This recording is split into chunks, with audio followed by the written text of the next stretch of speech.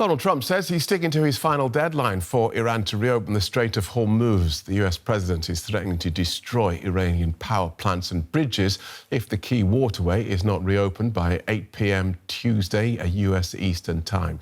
This comes as Tehran rejects the latest proposal for a temporary ceasefire and calls instead for a definitive end to the war. Thick black smoke rises over Azadi Square in Iran's capital, Tehran, after Israeli forces say they carried out strikes overnight. Israel confirmed it had killed Major General Majid Khademi, the Revolutionary Guard's intelligence chief, in a strike on the Iranian capital. The Israeli Defense Ministry threatened to destroy Iran's infrastructure and hunt down all of its leadership.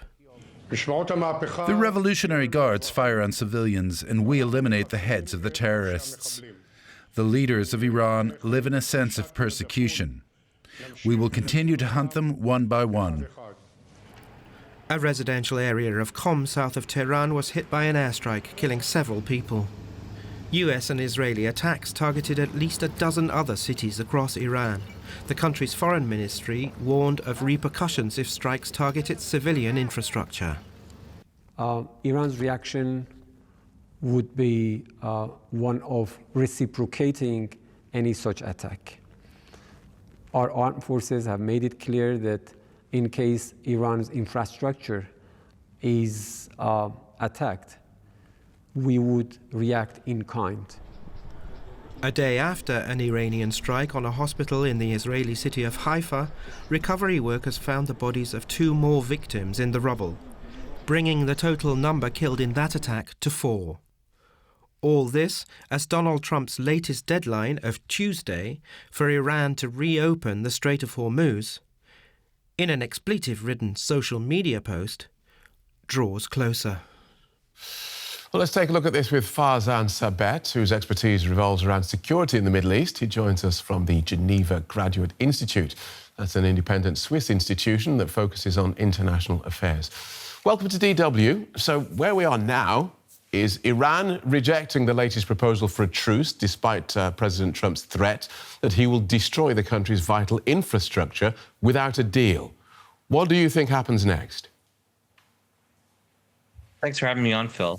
I think it's less likely that President Trump will follow through on that threat. He's repeatedly made similar threats and then extended the deadline. More likely, President Trump is waiting to complete the movement of further U.S. troops and assets into the region, including ground troops as well as an additional aircraft carrier, so as to position himself for a further round of escalation. So in terms of the U.S. side, while I think the U.S. threats of escalation are less credible in the short term, as the U.S. completes its movement into the region, especially towards the middle of April, we're more likely then to experience an escalation.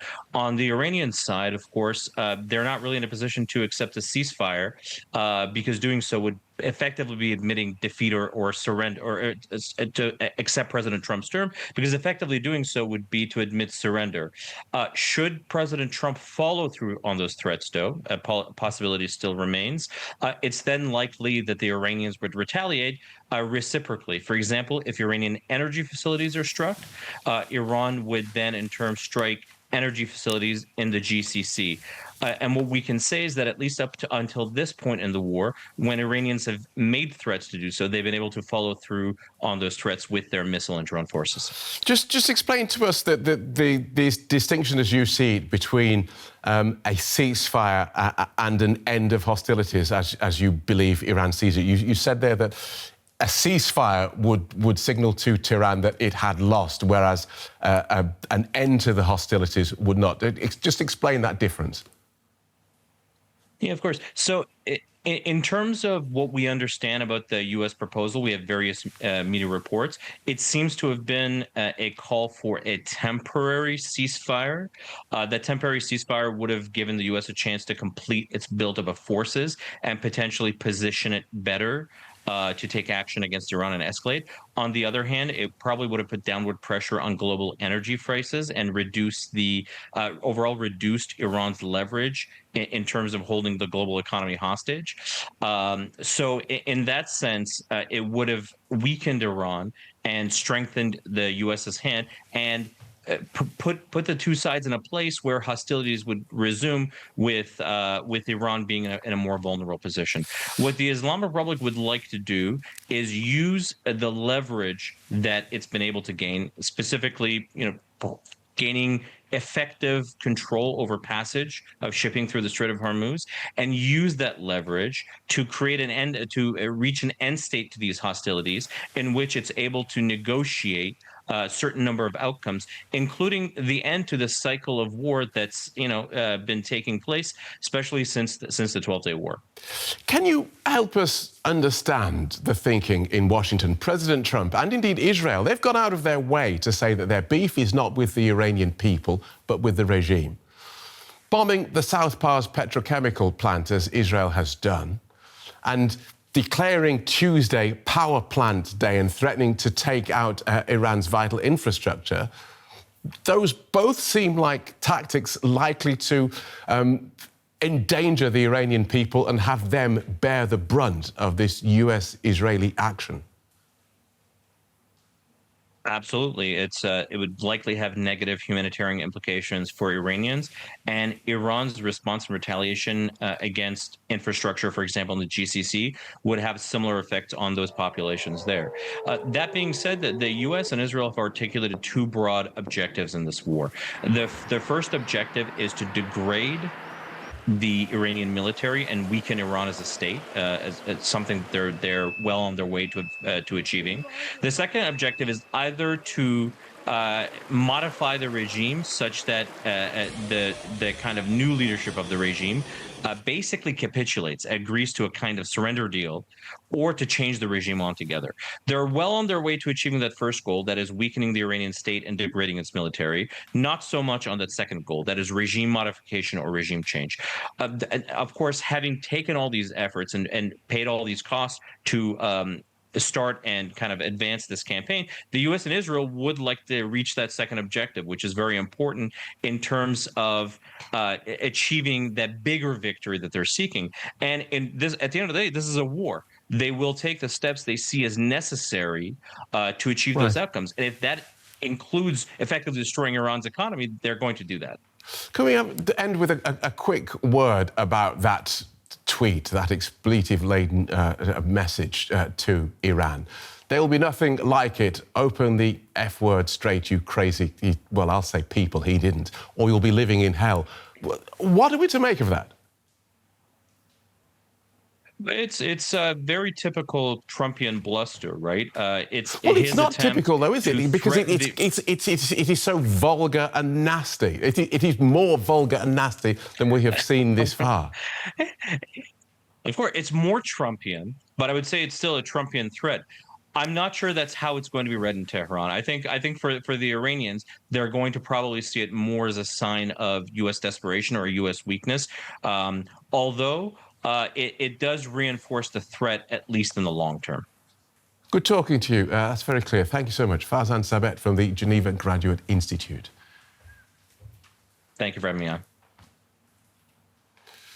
Well, let's get more on these deals/no deals with our reporter Beenish Javed, who's been covering this. Welcome, Beenish. Let's start with the US ceasefire plan reportedly conveyed by Pakistan, which Iran has now rejected. What were Iran's objections? Phil, basically Iran says that it wants a definitive end to the war. So it wants a permanent ceasefire, not a temporary ceasefire. What we have seen, Reuters news agency had reported that Pakistan had proposed a two-stage peace plan. And the US, from what US was asking was that there should be a temporary ceasefire and opening of the Strait of Hormuz. And then in the next 15 to 20 days, there will be talks, and then there could be a broader settlement between the two countries. But that is what is not acceptable to Iran. Iran has said that it does not want this sequence of events. It wants to start with a permanent and a definitive ceasefire, and that we understand now has become a point of contention or a point where two sides completely disagree. Right, okay. But Iran wasn't just no. Iran was no to that. We want a complete cessation. And also, they had a list of counter-proposals. Just give us the highlights. So many of the points that are highlighted in those 10-point proposal that also reportedly they have passed on through Pakistan, they have also, all of these have also been stated publicly earlier by Iran. So for example, permanent end to hostilities. So Israel and US will not attack Iran anymore. End of the regional conflict, so end of the war in Lebanon and also end of operations in Gaza. And then compensation for Iran for the war damages and also lifting of sanctions. And most importantly, a protocol ensuring the safe passage through the Strait of Hormuz. Now, all of these points, as we understand, and we've been following reports, are not acceptable to the US.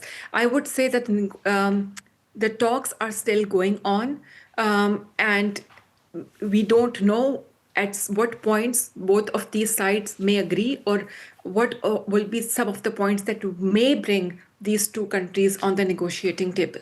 Because, of course, we have that President Trump's Tuesday deadline looming, and a deal before that is looking increasingly unlikely. Yes, but it's still very hard to say what will happen because the reporting that we are following, the US Pakistani Army Chief Field Marshal Asim Munir last night was throughout the night he was making calls to US Vice President J.D. Vance, to Middle East Special Envoy Steve Witkoff, to Iranian Foreign Minister Abbas Araghchi, and I think they are still talking to each other through Pakistan. Messages are being transferred. So it's really hard to say if there will be nothing. What is important is that most countries in the region want a de-escalation. And we understand that if Donald Trump carries on with his threat, and that would mean an escalation. And that's a scenario that many countries, at least in the region, do not want. Let's widen this out a bit, Beenish. What we've heard a lot of is Pakistan running around in the background, passing messages on between the two sides. But it's not just Pakistan involved in this. Yes. There are reports that officials from Turkey, officials from Egypt are also involved in the mediation process. And Phil, just a few days ago, Pakistan hosted foreign ministers of Egypt, Turkey, and Saudi Arabia in Pakistan, and that was considered a major or an important meeting. And the purpose was to look for a way to bring Iran and US to the negotiating table, to end hostilities, to end the conflict. But most importantly, the very next day, Pakistani foreign minister traveled to China. And then Pakistani foreign minister had a meeting with the Chinese foreign minister, and both these countries then issued a 5-point plan.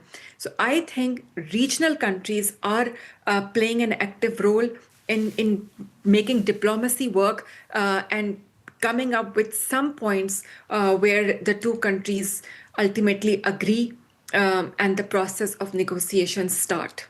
OK, thanks for that, Beenish. DW reporter Beenish Javed.